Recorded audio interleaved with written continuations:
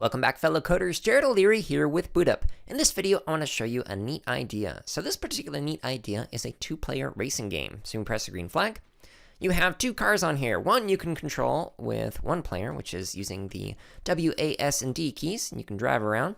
You'll notice that when you drive into the grass, you go slower, and when you drive on the road, you go faster. See? Just like that.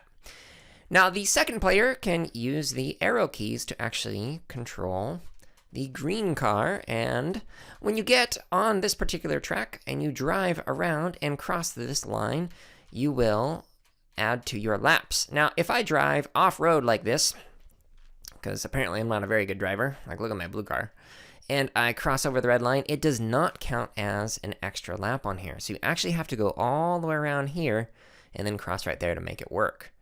Now, if you'd like to create a project like this, you could try and reverse engineer it, where you just play the game and go, how could I make it so that the car slows down on the grass? How can I make it so the car accelerates, so it gets faster until it reaches a certain speed, and then it doesn't go any faster? How can I make it so when I let go of the arrow keys, it gradually slows down, etc.? Or if you'd like to, you could go to the description below, and you can click on the link that takes you directly to this project and click See Inside.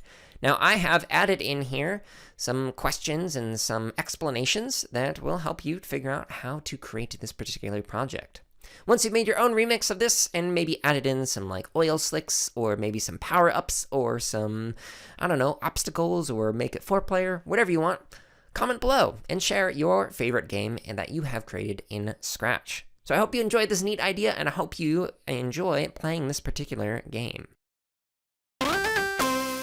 Thank you so much for watching this video. Let us know something that you learned or created in the comments below. And make sure to subscribe, like, and check out the links in the description for even more free resources, such as videos, free lesson plans, and our podcast.